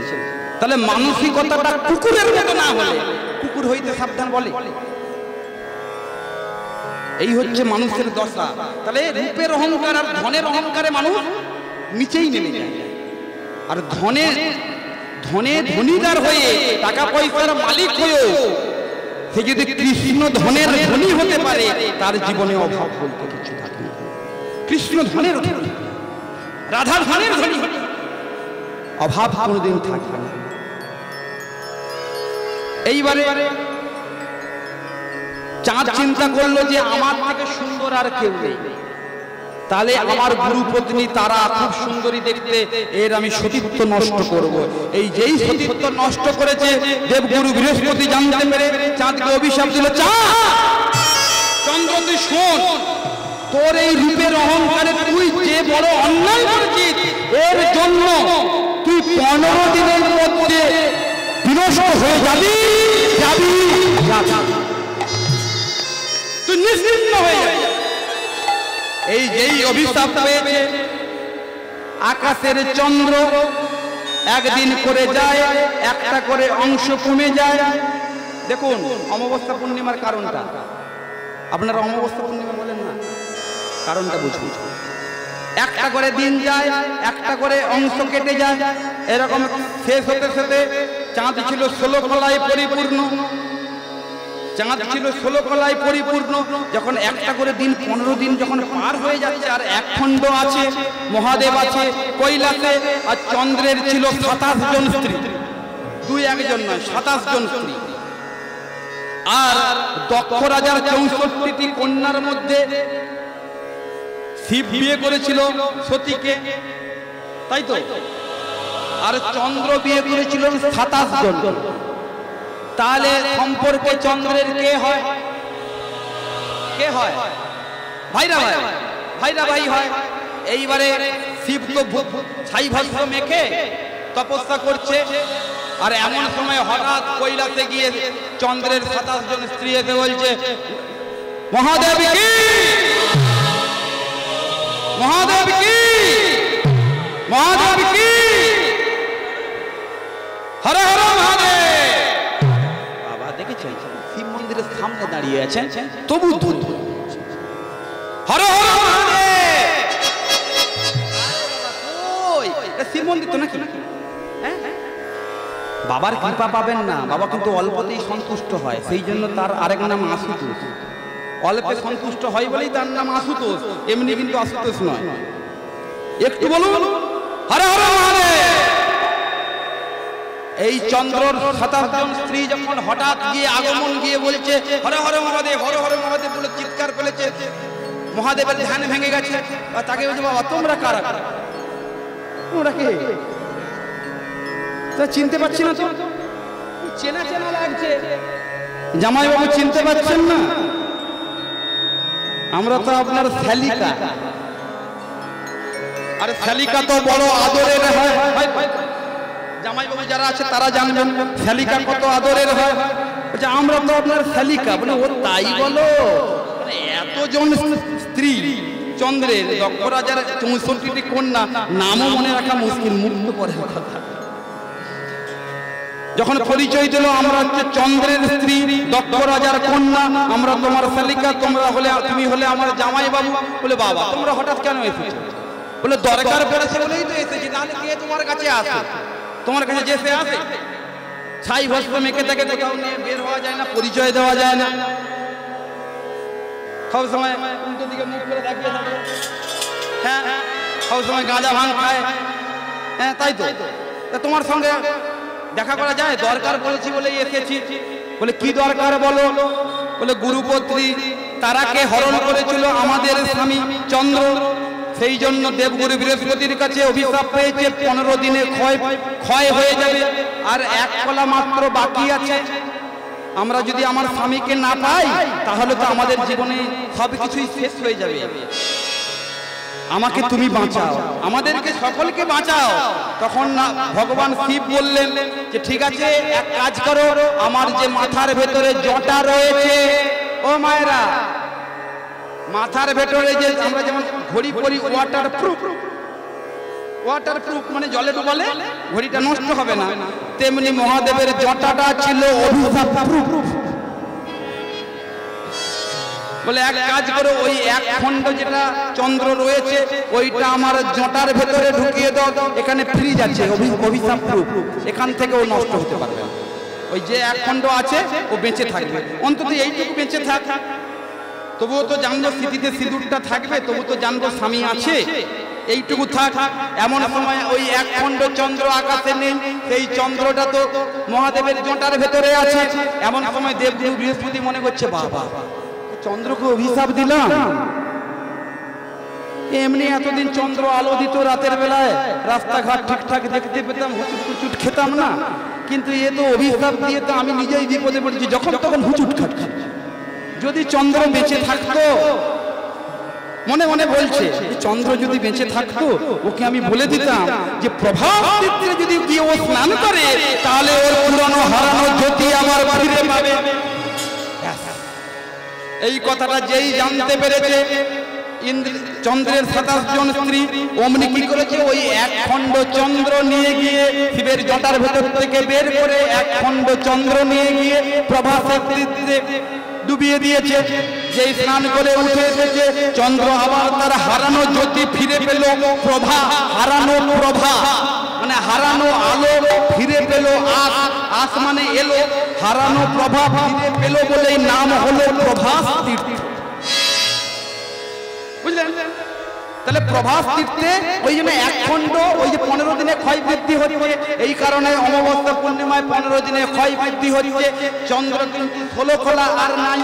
ভগবান কৃষ্ণ প্রাণ গৌর হরি কিন্তু 16 খোলায় পরিপূর্ণ, রাধারানী 16 খোলায় পরিপূর্ণ। চন্দ্র 16 খোলা ছিল কিন্তু 16 খোলা আর থাকলো না, এক খণ্ড তো শিবের জটার ভেতরে রয়েই গেল। শিবের চিত্র কোথাও দেখেন, দেখবেন এক খণ্ড চাঁদ অর্ধচন্দ্র মহাদেবের মাথায় আছে, আমরা দেখি তো প্রায়। এই প্রভাসের তীর্থে গিয়ে আমরা আজকের এই যজ্ঞ, কৃষ্ণের যজ্ঞ প্রভাসের তীর্থে হবে, বলে ভালো কথা। তাহলে যজ্ঞর তো আয়োজন হবে, কিন্তু যজ্ঞর আয়োজনের পূর্বে এই চিঠি লিখতে হবে। সবাইকে বাড়ি বাড়িতে আমরা পত্র দিই, তাহলে পত্র লিখতে হবে। তাহলে পত্র লিখতে গেলে কাকে প্রথম পত্র লিখতে হবে? ও মায়েরা, কাকে প্রথম পত্র লিখতে হবে? কারণ 3 ভুবনে নিমন্ত্রণ যাবে, কাকে প্রথম লিখতে হবে? প্রথমে শঙ্করে পরে শঙ্করী রে, প্রথমে শঙ্করে পরে শঙ্করী রে, প্রথমে শঙ্করে পরে শঙ্করী রে, প্রথমে শঙ্করে পরে শঙ্করী রে, প্রথমে শঙ্করে পরে শঙ্করী রে, গণপতি কার্তিকে রে, প্রথমে শঙ্করে পরে শঙ্করী রে, গণপতি কার্তিকে রে। সেজে পদ্মজনী লক্ষ্মী বিনা পানি, সেজে পদ্মজনী লক্ষ্মী বিনা পানি, মাতা লক্ষ্মী বিনা পানি মানে সরস্বতী। সেজে পদ্মজনী লক্ষ্মী বিনা পানি, সেজে পদ্মজনী লক্ষ্মী বিনা পানি, সেজে পদ্মজনী লক্ষ্মী বিনা পানি। গান লিখে জলে জলে, পত্র লিখে জলে জলে, পত্রের জলে জলে, গান লিখে জলে জলে। এই পত্র লিখছে প্রথমে কাকে? মহাদেব। কারণ মহাদেবকে শিবহীন যজ্ঞ দক্ষ রাজা করেছিল, তার দশা কি হয়েছিল? দক্ষ যজ্ঞ ঘটনায় আপনারা সবাই জানেন, 51টি পীঠস্থান তৈরি হয়েছিল, যার মধ্যে এই বীরভূম জেলা হচ্ছে সর্বশ্রেষ্ঠ। 6টা পীঠস্থান এই বীরভূম জেলাতেই রয়েছে। তার মধ্যে যেমন কঙ্কালীতলা আছে, কঙ্কালীতলা হচ্ছে একটা পীঠস্থান। 51 পীঠস্থান তৈরি হয়েছিল, দক্ষহীন শিবহীন যজ্ঞ করেছিল দক্ষ রাজা। তাহলে মহাদেবকে যদি প্রথম না নিমন্ত্রণ করা যায় তাহলে কিন্তু এই যজ্ঞ সুসম্পন্ন হবে না।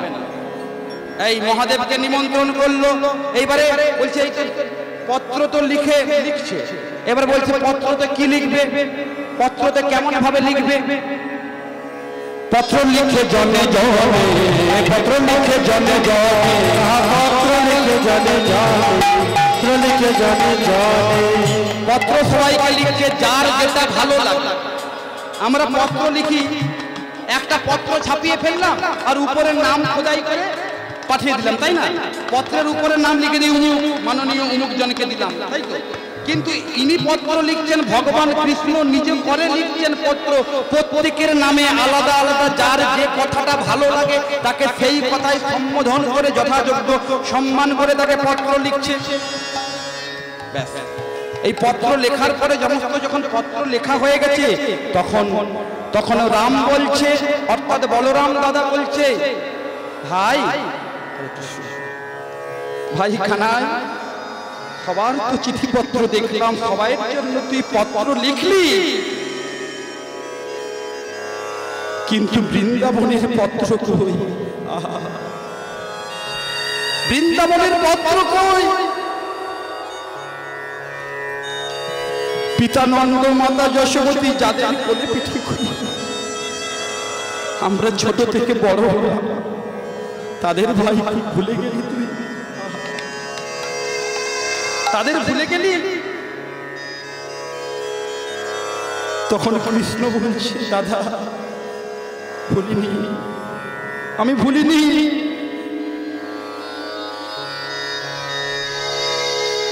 আমি ভাষা খুঁজে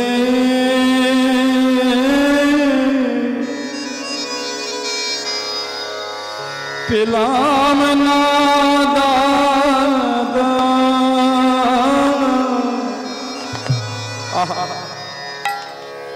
আমি ভাষা খুঁজে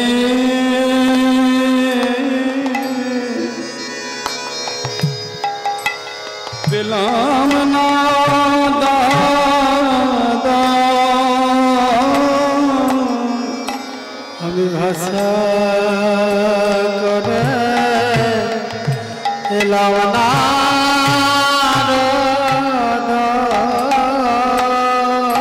আমি কি বলে পত্র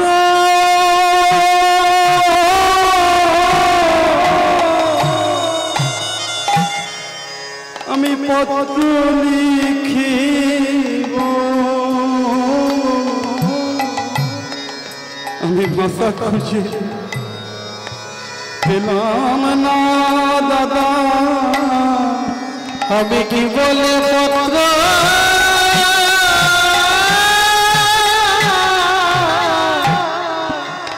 লিখিব যে আমি ভাষা খুঁজে পেলাম না দাদা, আমি ভাষা খুঁজে পেলাম না দাদা, সেই জন্য আমি পত্র লিখতে পারছি না। তখন বলরাম দাদা বলছে, বলে শোন শোন ভাই শোন, আমি বলে দিচ্ছি আর তুই পত্রটা লিখ, যার যেটা ভালো লাগে। পিতা নন্দকে চিঠি লিখেছে, পিতা নন্দ, বাবা আমি তো অনেক ভুল করেছি, আমি তো সন্তান, আমি তোমাদের সঙ্গে দেখা করতে পারিনি, কিন্তু আমি তো ছোট, তুমি তো জানো আমি ছোটবেলা থেকে, আমি 6 মাস যখন আমার বয়স, তখন থেকে আমার মারতে মারতে আমার দিন চলে গেছে। তারপরে এই দ্বারকার রাজকার্য আমার সামলাতে সামলাতে দিন চলে গেছে। আমি কখনো কোনো যজ্ঞ পরিচালনা করিনি, বাবা তুমি তো অনেক যজ্ঞ পরিচালনা করেছো, তাই বাবা তুমি আমার যজ্ঞটা এসে তুমি পরিচালনা করো, তোমাকে আসতেই হবে। বাবাকে লিখছে, মাকে লিখছে, মা আমি তোমার হাতের মনি কতদিন খাইনি মা, আর তোমার কোলে মানুষ হয়েছি, আমি তোমার তাহলে কুপুত্র, কুপুত্র যদ্যপি হয়, মাতা কখনো নয়, তুমি তো আমার মা, তা আমি অনেক ভুল করতেই পারি, আমাকে তুমি নিজ গুণে ক্ষমা করে আমার নিমন্ত্রণ গ্রহণ করে তুমি আমার যজ্ঞে উপনীত হইও। এবারে মাতা পিতাকে লিখেছে, উপানন্দকে লিখেছে, যত যত কৃষ্ণের বন্ধুর ছিল সকল বন্ধুদেরকে লিখলো চিঠি। চিঠি লেখার পরে এইবারে বলরাম দাদার কাছ থেকে একটু আড়ালে গেছে, কারণ দাদার কাছে তো বৃন্দাবনের প্রেমময়ীর চিঠি লেখা যায় না। একটু আড়ালে গিয়ে রাধারানীকে বলছে, ওহে প্রেমময়ী, রাধারানীর নামে চিঠি লিখছে, ওহে প্রেমময়ী তোমাকে ছাড়া আমি আজও শূন্য, তুমি আমার যজ্ঞে, এই প্রভাসের তীর্থে যে যজ্ঞ হবে, এই যজ্ঞে তুমি নিজে উপস্থিত থেকে তুমি সকলকে দেখিয়ে যাও তুমি কেন বৃন্দাবনের সর্বশ্রেষ্ঠ নারী, তোমায় কেন আমি এত ভালোবাসি, এত মহিয়সী থাকতে, আজকে বলবো না আমার টাইম হয়ে গেছে, কালকে বলবো, এত মহিয়সী থাকতে আমি তোমাকে এই কথাটা মনে রাখবেন, যদি কালকে কোনো ভক্তরা আসেন আমাকে একটু মনে করিয়ে দেবেন যে বৃন্দাবনে ভগবান কৃষ্ণের 16,108 জন স্ত্রী থাকতেও কেন রাধা রাধা বলে কি? এই প্রশ্নটা আমি আজকে রেখে গেলাম, কালকে আমি আপনাদের কাছ থেকে জানব, মনে আছে কিনা আমি দেখব, আমাকে জিজ্ঞাসা করবেন, ঠিক আছে? এইবার রাধারানীর নামে চিঠি লিখছে, বলছে এইবার চিঠি নিয়ে যাবে কে? নারদ মুনি বলে কেন, আমি আছি, চিঠি আমি নিয়ে যাব। নিমন্ত্রণ পত্র পাইয়া নারদ চলিল, নিমন্ত্রণ পত্র পাইয়া নারদ চলিল, পত্র পাইয়া নারদ চলিল, কৈলাস ধামে আসি উপনীত হলো, কৈলাস ধামে উপনীত হলো,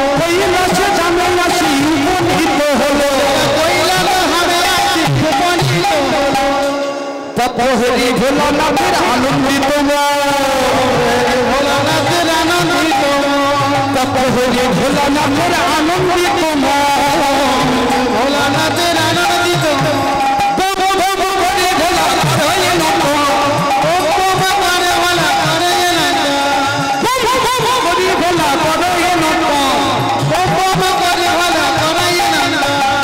আনন্দ ধরে না আনন্দ ধরে না আনন্দ ধরে না ধরে না হরি ভোলানাথের আনন্দ ধরে না হরি ভোলানাথের আনন্দ ধরে না হরি ভোলানাথের আনন্দ ধরে না হরি ভোলানাথের আনন্দ ধরে না হরি ভোলানাথের বিদায় ভোলানাথের হরি হরি হরি বলে ভোলানাথের হরি হরি হরি পত্র হরি ভোলানাথের আনন্দ ধরে না আনন্দ ধরে না আনন্দ ধরে। এই মহাদেবের কাছে চিঠি পৌঁছেছে, যেই না চিঠি পেয়েছে মহাদেব বেরিয়ে পড়েছে। এইবারে এসে পৌঁছলেন কোথায়? বৃন্দাবনে। বৃন্দাবনে গিয়ে দেখে শ্রীরাম সখা পটেতে আঁকা মূর্তি করে শ্রীরাম সখা পটেতে আঁকা মূর্তি করে পাকা পাকা ফল লইয়া শুন ভাই কানাই খাবে খাবে ওই না পাকা পাকা ফল লইয়া সুবল ভাই কানাইয়া খাবে বলে আর একটু ফল খাওয়াবো না রে হায় রে সুবল খায় না রে। এদিকে নয়নের জলে ভাসছে, নয়নের জলে ভাসছে বৃন্দাবনে শ্রীদাম শ্রীদাম দাম বসুদাম সুবল মঙ্গল। এরা নয়নের জলে দ্বিগুণিত করছে। আর শ্রীদাম সখা হাতে একটি মূর্তি নিয়ে প্রাণ কানাই কানাই বলে কাঁদছে। এদিকে সুবল হাতে একটি পাকা ফল নিয়ে এঁঠো করা ফল কানাইয়ের বদনের ছবির দিকে তাকিয়ে বলছে কানাই কত প্রেম, এরকম প্রেম, এরকম প্রেম আর পাওয়া যায় না। এই প্রেম, এই প্রেমের জন্য বৃন্দাবনে কৃষ্ণ আজও এই প্রেমের জন্য। আর এখান থেকে গিয়ে বেরিয়ে দেখছে মাতা যশোমতীর দ্বারে গিয়ে, কুঞ্জের দ্বারে গিয়ে পৌঁছেছে।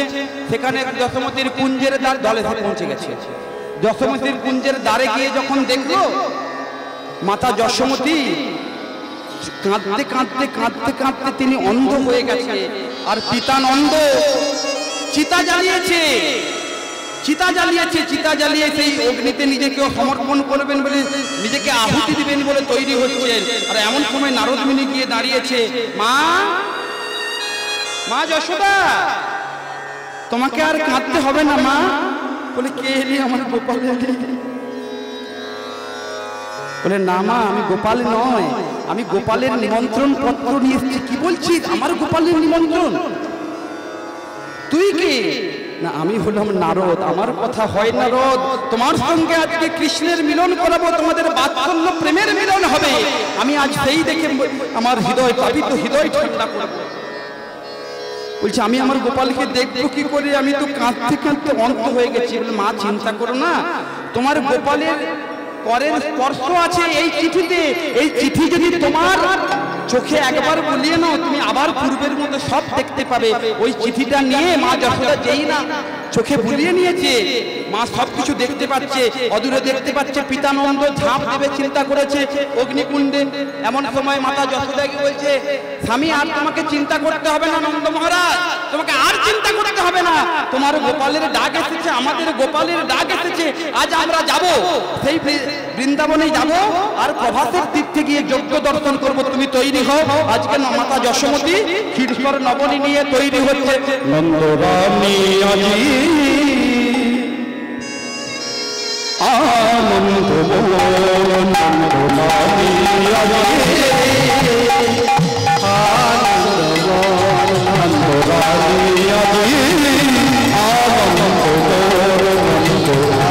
আজি গোপালের লাগিত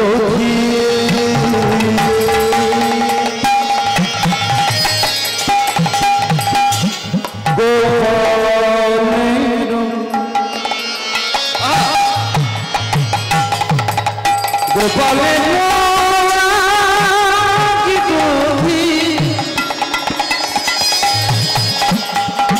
গোপালের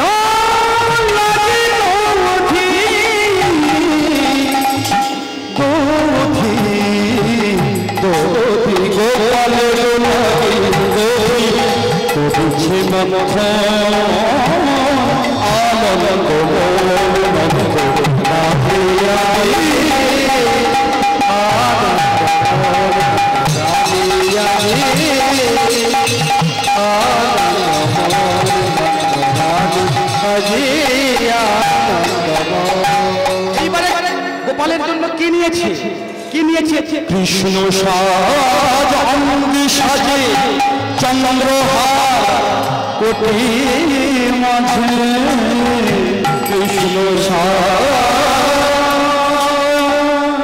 অঙ্গি সাজে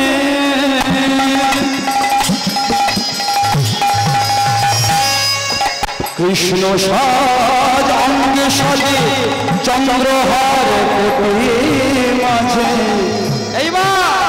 মায়েরা কৃষ্ণ কৃষ্ণ কৃষ্ণ কৃষ্ণ ধ্বনি তুলেছে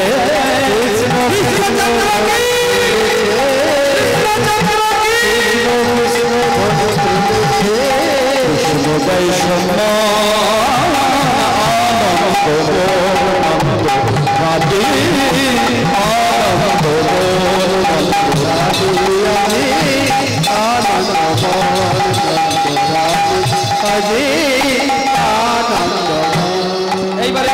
শুদ্ধমূর্তি যশোমতি নবমী রবারি শুদ্ধমূর্তি যশোমতি নবমী রবারি শুদ্ধমূর্তি যশোমতি নবমী রবারি যশোমতি নবমী রবারি একে একে চলে যাবে চলে যাবে সারি একে একে চলে যাবে চলে যাবে সারি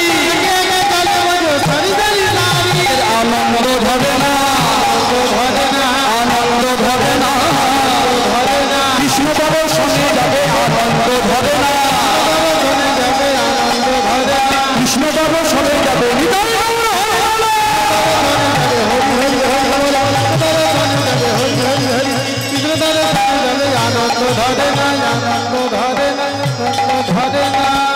এইবারে কৃষ্ণ দরবারে যায় বলে মাতা যশোমতী পিতা নন্দ এবং শশাগণ যেই না চিঠি পেয়েছে এরা সব বেরিয়ে পড়েছে, কারণ সময় খুব সংকীর্ণ হয়ে গেছে আর আমারও সময় নেই, দলও এসে পৌঁছে গেছে।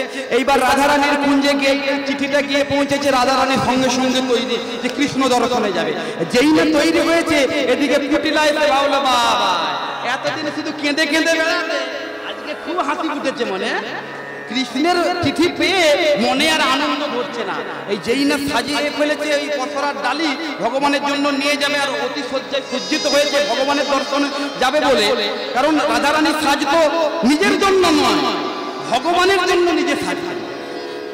এখনকার মায়েরা সাজে নিজেকে দেখানোর জন্য, আর ভগবানের ভালো লাগবে বলে রাধারানী সাজতেন।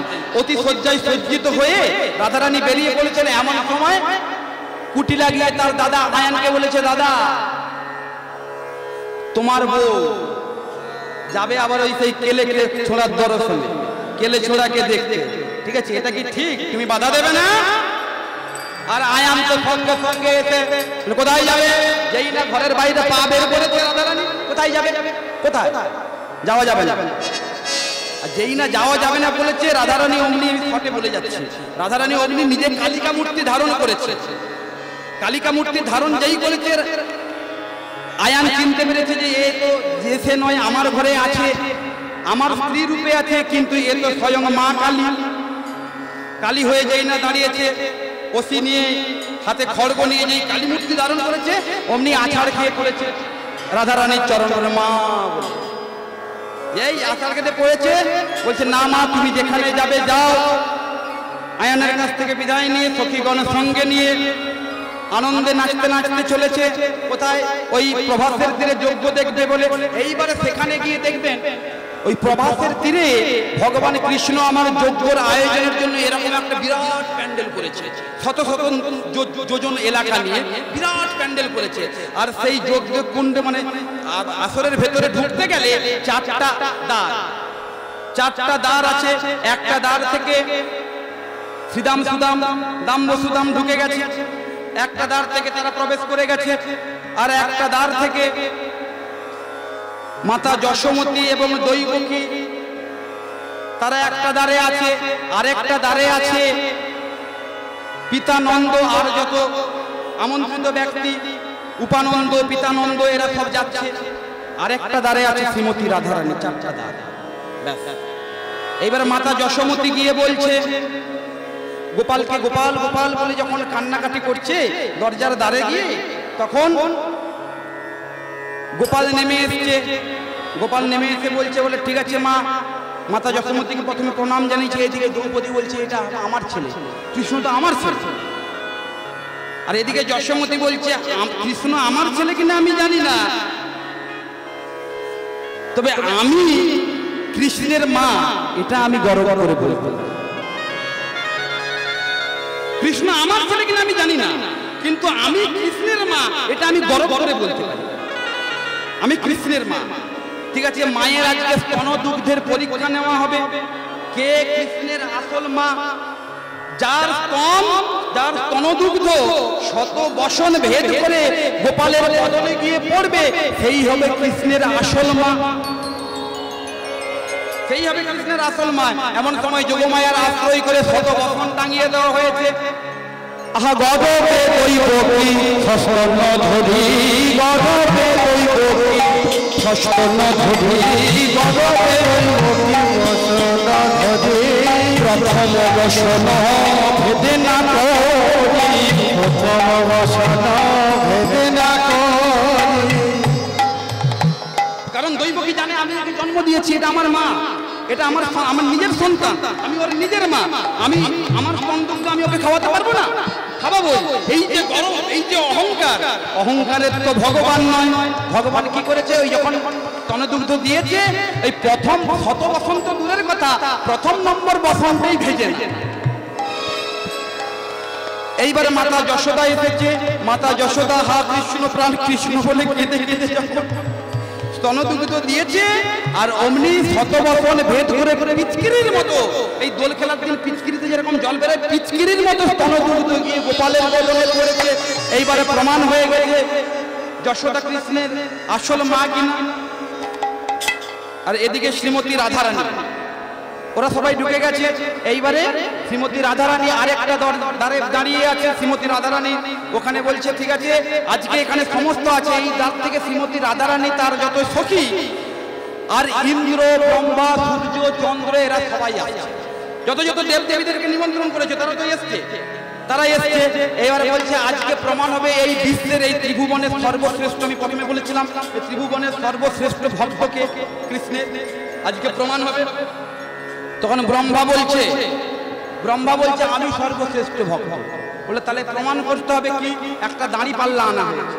ও মায়েরা, একটা দাড়ি পাল্লা আনা হয়েছে, কৃষ্ণের হাতে ছিল একটা পদ্ম। নারদ মুনি বলছে এই পদ্ম ফুল একদিকে থাকবে আর অপর দিকে একজন করে ব্যক্তি উঠবে। যদি পদ্ম ফুলের থেকে সে হালকা হতে পারে তাহলে সে কৃষ্ণের সব থেকে বড় ভক্ত হতে পারবে। পদ্ম ফুলের থেকে হালকা হতে হবে। একটা পদ্ম ফুলের ওজন কত হবে? অতি জোর 100 গ্রাম, 200 গ্রাম, 300 গ্রাম। এই পদ্ম ফুল একদিকে রেখেছে আর একদিকে ব্রহ্মা। শ্রী হরি শ্রী হরি বললে ব্রহ্মা ছুটিতে লাগিল, হরি শ্রী হরি বলে ব্রহ্মা ছুটিতে লাগিল, শ্রী হরি বলে ছুটিতে লাগিল ব্রহ্মা, শ্রী হরি বলে ছুটিতে লাগিল ব্রহ্মা। দাড়ি পাল্লায় উঠে ব্রহ্মা উঠিয়া বসিল, উঠিয়া বসিল, দাড়ি পাল্লায় উঠিয়া ব্রহ্মা উপনীত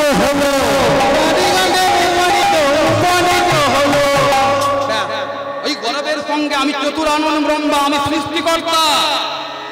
এই যে অহংকার নিয়ে যেই দাঁড়িয়েছে অমনি ভারী হয়ে গেছে, পদ্ম ফুল একদিকে উঁচুতে উঠে গেছে, ভারীতে নেমে গেছে। তখন বলছে ব্রহ্মা তুমি নেমে যাও। বলছে আমি পদ্ম ফুলের উপরেই বসে থাকি। ব্রহ্মা পদ্ম ফুলের উপরে বসে থাকে না, আমি পদ্ম ফুলের উপরেই বসে থাকি, আমি ভারী হয়ে গেলাম, আমি হালকা বলেই তো পদ্ম ফুলের উপরে। বলছে না, এ পদ্ম সে পদ্ম নয়, এ পদ্মতে বসতে গেলে তোমাকে সব কিছুর ভেতরের অহংকার ষড়ঋপু তোমাকে বিসর্জন দিতে হবে। কাম ক্রোধ লোভ মদ মোহ মাশ্চর্য ষড়ঋপুকে বিসর্জন দিয়ে তোমাকে উঠতে হবে, তবেই তুমি হালকা হতে পারবে, না হলে পারবে না। আর তোমার সব থেকে বড় অপরাধ হয়েছিল, তুমি কামে বশীভূত হয়ে নিজের কন্যা সন্ধ্যার সতীত্ব নষ্ট করেছিলে, সেই জন্য তুমি ভারী হয়ে গেছে, নেমে যাও। এবার চন্দ্র বলে আমি বসবো।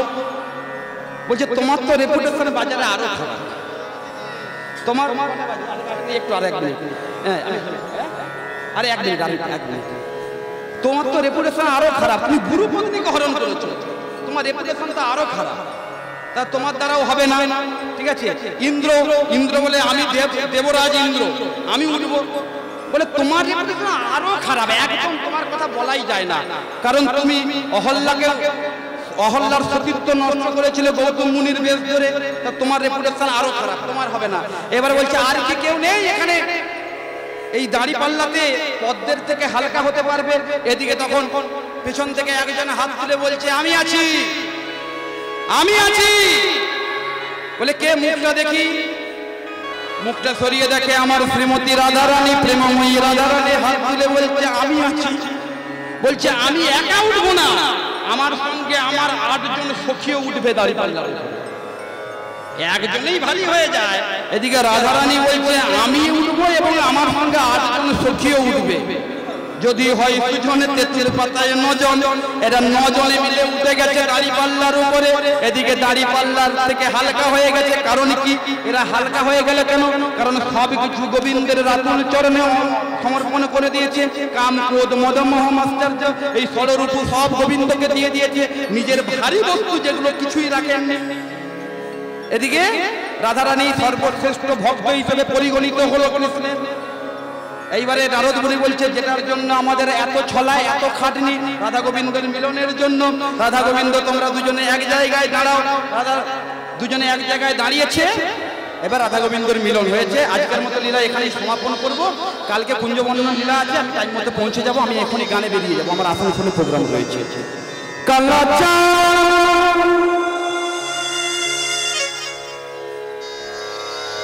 কালা চাঁদ চাঁদ চাঁদ চাঁদের বামে চাঁদ বদনে দাঁড়ালো।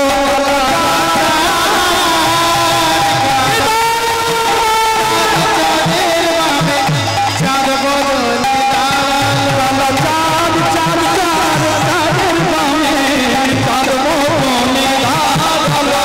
চাঁদ চাঁদ চাঁদের বামে চাঁদ বদনে দাঁড়ালো। বদনে দাঁড়ালো আমার প্রেমময়ী দাঁড়ালো। বদনে দাঁড়ালো আমার প্রেমময়ী দাঁড়ালো। চাঁদ বদনে